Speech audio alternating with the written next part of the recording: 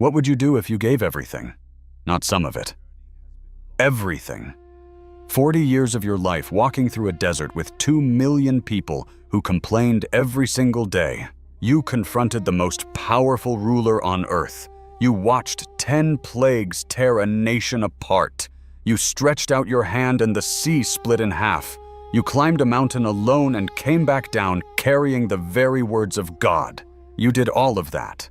And then, right at the edge, right when the land is finally in front of you, close enough to see the hills, close enough to smell the rain, God looks at you and says, "You don't get to go in." Now, if you've heard this story before, you probably already have an answer ready. Moses lost his temper. He hit a rock when he was supposed to speak to it. Simple mistake, steep consequence. Story over. But that answer has always bothered me, because it's too clean. It makes one of the greatest figures in human history sound like he got fired for a bad day at the office, and it completely ignores what was actually happening beneath the surface, theologically, spiritually, and in terms of what leadership really costs. So today we're going deeper. By the end of this video, you are going to understand something about divine justice, about the burden of influence, and about what God actually requires from the people he trusts the most. That most people never stop long enough to see. Before we can understand what Moses lost, we have to understand who Moses actually was. Because here's the thing. We've turned him into a statue, a stained glass window, a figure so holy and so distant that we forget he was a man who made mistakes, had fears, and genuinely did not want the life he was given. Think about where he started. Born Hebrew, sentenced to death as an infant by the very Pharaoh whose palace he would grow up inside. His mother put him in a basket and pushed him into the Nile just to keep him breathing. He was raised Egyptian, educated in the most powerful empire on earth, but never fully belonging to it. Not quite Egyptian, not quite Hebrew. An outsider in every room he ever entered. Then at 40 years old, he kills a man. An Egyptian he saw beating a Hebrew slave. He buries the body in the sand, thinks no one saw him, and finds out the next morning that everyone saw him. So he runs. Pharaoh's adopted grandson becomes a fugitive overnight. He ends up in the desert of Midian, marries a shepherd's daughter, tends flocks for 40 years. 40 years of silence after 40 years of privilege.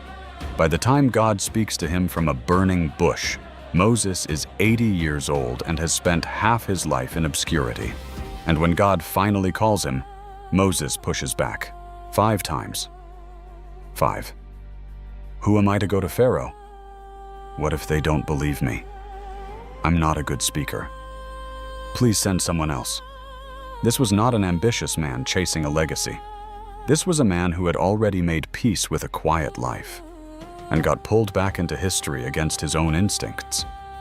So when God promised him that he would lead his people to a land flowing with milk and honey, that promise wasn't just a destination on a map. It was the only reason any of the suffering made sense. It was the finish line that gave the whole race meaning. It was God's own word to him personally. So when God finally said no, the betrayal didn't just feel personal, it felt cosmic. And that reaction, that instinct to call it a betrayal, tells us everything about what we've been missing. Numbers chapter 20. This is the moment. But before we get to what Moses did, I need you to feel what Moses was carrying when he did it. Because the text gives us a detail that most people skip right over. 3 verses before the incident at Meribah, we're told that Miriam died, Moses' sister, the same woman who watched over his basket in the Nile as an infant, the same woman who led the Israelites in worship after the Red Sea crossing. She dies. And the very next verse. No mourning period recorded, no pause in the narrative. The people immediately start screaming at Moses for water. He doesn't get to grieve. He just buried his sister in the desert sand, and a mob of 2 million people is already in his face, demanding to know why he brought them out of Egypt to die of thirst. Picture it. The sun is brutal. The ground is cracked. There is no shade, no river, no relief anywhere on the horizon. The crowd isn't just complaining, they are desperate. And desperate people are not reasonable people. They are loud, they are frightened, and they are pointing at you like everything is your fault. Moses and Aaron fall on their faces before God, and God responds. He tells Moses exactly what to do. And the instruction is remarkably simple. Take the staff, gather the assembly, speak to the rock. Water will come out. That's it. No theatrics, no performance, just words. But Moses stands in front of that crowd, grieving, exhausted, 40 years of their complaints compressing into this single moment. And something shifts inside him. He raises the staff and he says, "Listen, you rebels, must we bring water out of this rock for you?" And then he strikes it, hard. And then he strikes it again. Water pours out. The people drink. The animals drink. From the outside, it looks like a miracle. It looks like a success. Nothing appears to have gone wrong. But God saw something the crowd didn't. And here is the verdict. 3 words in the original Hebrew that carry the entire weight of the sentence. God says to Moses, "You did not trust me enough to honor me as holy in the sight of the Israelites." Numbers 20, verse 12. Not, "You lost your temper." Not, "You embarrassed yourself." Not, "You disobeyed a small rule." "You did not trust me enough." That is a completely different charge, and it demands a completely different question. What is the actual difference between speaking to a rock and striking it? They both produce water. The crowd still gets what they need either way. Why does that one distinction carry a consequence this severe? That is exactly what we need to sit with. So let's answer that question. And I want to give you 4 layers. Because this moment is not flat. It is not a simple cause and effect. It is a convergence of things that had been building for a very long time. Layer 1. Public representation. Moses was not a private citizen having a bad afternoon. He was the single human being through whom God had chosen to reveal himself to an entire nation. Everything he did in public was a theological statement, whether he intended it to be or not. When he spoke, God spoke. When he acted, God acted. That was the arrangement. So when he stood before 2 million people and struck that rock with force and frustration instead of simply speaking to it in faith, he didn't just disobey an instruction. He preached a sermon. And the sermon said, "Force produces results. Anger gets things done. Even with God, you sometimes have to take matters into your own hands." That is what 2 million people walked away believing in that moment, not because Moses said it, but because Moses showed it. Platform changes everything. Layer 2. The shift from law to grace. This one goes deeper. And if you've never heard this before, stay with me because it reframes the entire incident. The first time Moses struck a rock for water was back in Exodus chapter 17. Different location, different moment in the story. And God specifically told him to strike it. That was the instruction. Strike the rock. Water came out. Jewish and Christian scholars across centuries have noted the symbolism. That first rock, struck once, represented the law. Hard, demanding, requiring force and blood to be fulfilled. The book of Exodus is a book of law, of covenant, of consequences. But by Numbers 20, the narrative has shifted. The tabernacle has been built. The sacrificial system is in place. God is no longer establishing the law. He is pointing towards something beyond it, a relationship where his provision flows not from force, but from faith, not from striking, but from asking. Speak to the rock. Simply speak. Moses struck it anyway. He didn't just get the method wrong. He got the message wrong. In front of the entire congregation, he accidentally preached the Old Covenant when God was trying to introduce the new one. He reached for the hammer when God had already put the hammer down. Layer 3. The weight of leadership. I need to be very careful here because this layer is the one most likely to feel unfair, and I want to address that honestly. Why does Moses receive a consequence this severe when the Israelites complained and rebelled and worshipped a golden calf and still made it into the promised land? Here is the answer. God did not punish Moses more harshly because he loved him less. He held him to a higher standard because Moses carried a higher responsibility. Leaders do not just make decisions for themselves. They form the spiritual imagination of everyone watching them. What a leader tolerates, a culture normalizes. What a leader models, a generation internalizes. Moses' anger, his self-will, his reaching for force in that moment, it didn't stay with Moses. It went into 2 million people and every child they would ever raise. The standard scales with the platform. That is not cruelty. That is simply how influence works. And God takes it seriously because he understands what Moses, in that exhausted, frustrated moment, had forgotten. Layer 4. The accumulation pattern. And this is the layer that changes everything about how we read the verdict. Meribah was not a sudden fall from grace. It was the last chapter of a story that had been writing itself for decades. Go back to Exodus. Moses kills the Egyptian and buries him, taking justice into his own hands before God had directed him to act. At the golden calf incident, he smashes the stone tablets in anger, the physical tablets God had personally inscribed. In Numbers 11, he tells God he would rather die than keep leading this people, overwhelming despair bleeding into self-pity. In Numbers 20, he says, "Must we bring water out of this rock?" Inserting himself, into what was purely God's act. Do you see the pattern? It is subtle. It is not dramatic rebellion. It is a slow, incremental drift toward self-reliance. Small moments of impatience, small insertions of ego, small choices to reach for the staff instead of waiting for the word. None of them catastrophic alone. But together, they form a portrait of a man whose grip on his own will had never fully released. A man whose faith was enormous, but whose surrender was incomplete. Meribah was not a random verdict. It was the moment God said, "I have seen this pattern long enough, and the people have seen it too." Deuteronomy 34. I want you to stop thinking about theology for a moment. Stop thinking about covenants and symbolism and divine justice.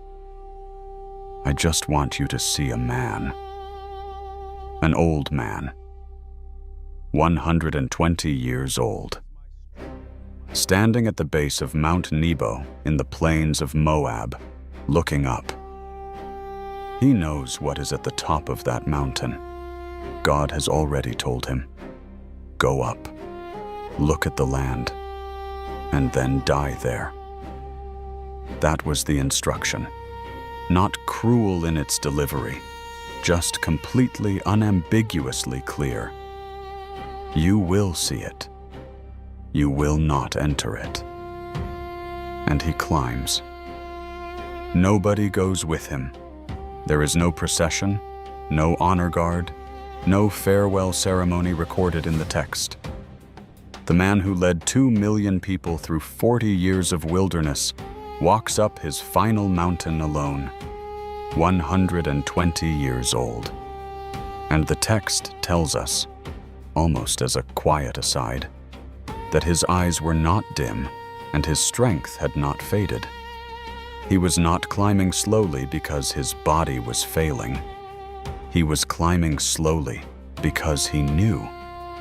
And then he reaches the top, and God shows him everything, from Dan in the far north all the way down to the Negev in the south, the Jordan Valley stretching out below, the western hills rolling toward the Mediterranean, the land of Judah, the full territory of the promise, every boundary, every valley, every river that his people are about to cross without him, every inch of it, in full view. The land that was spoken to Abraham, the land that sustained the hope of an enslaved nation for 400 years.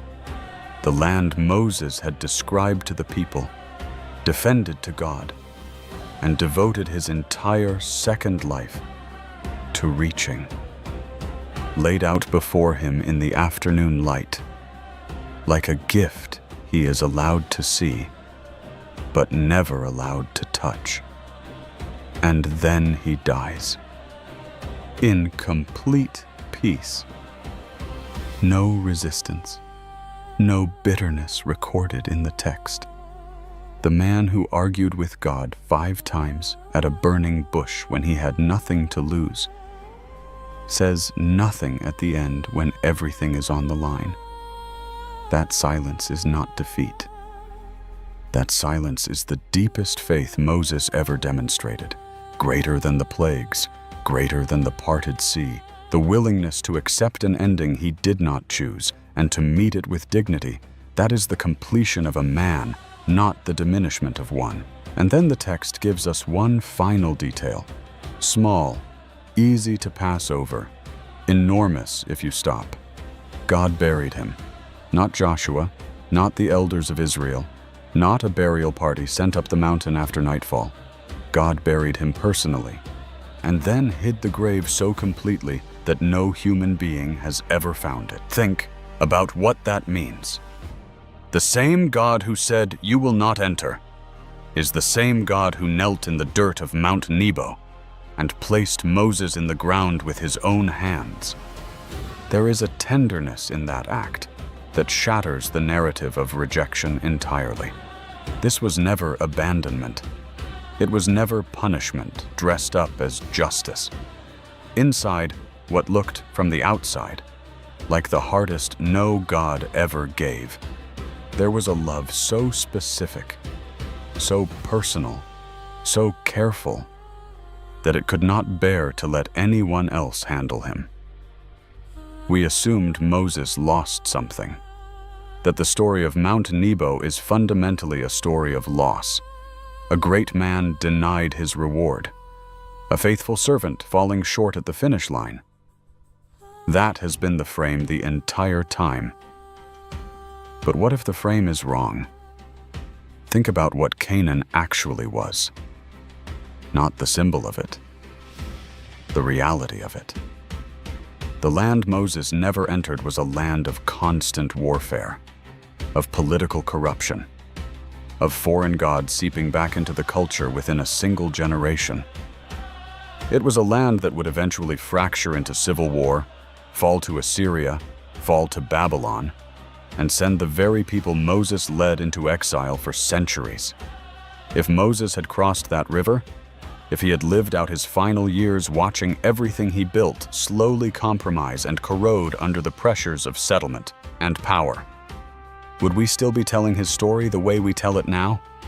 There is a version of Moses who enters Canaan and disappears into the complexity of what comes next. There is another version, the one we actually have, who exits at the mountaintop, at the height of his clarity, with his eyes still sharp and his legacy still intact. God did not let Moses diminish. And then, centuries later, something happens that closes the loop in a way no human writer could have planned. Matthew chapter 17, the Transfiguration. Jesus takes Peter, James, and John up a mountain, and suddenly, standing there on the mountain, in the promised land, is Moses.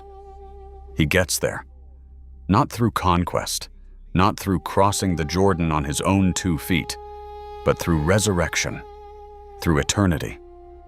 The ending God had for Moses was not Canaan. It was something Canaan could never have given him. His arrival was not delayed. It was elevated. And I want to speak directly to someone watching this right now who is sitting with their own version of this story. Maybe you poured years into something that ended before you thought it should. A leadership role that was taken from you. A vision you carried faithfully that someone else got to see fulfilled. a season of sacrifice that closed without the outcome you were promised. Study this moment. The work was not wasted because you didn't see the fruit. The ending was not the verdict on the journey. Moses never stopped being the man who parted the sea just because he didn't cross the river. And then, because this story is also a mirror, ask yourself this honestly. Is there a place in your own life right now where you are striking the rock? Where something was meant to flow, a relationship, a calling, a creative work, a season of waiting, and instead of speaking to it in faith, you are forcing it with frustration? Hitting it twice because once didn't work? The water might still come out, but God is watching what method you chose to get it. Here is what Moses leaves us with. The higher your platform, the less margin you have for self-will. Not because God is harsh, but because influence travels further than you can see and lands harder than you intend.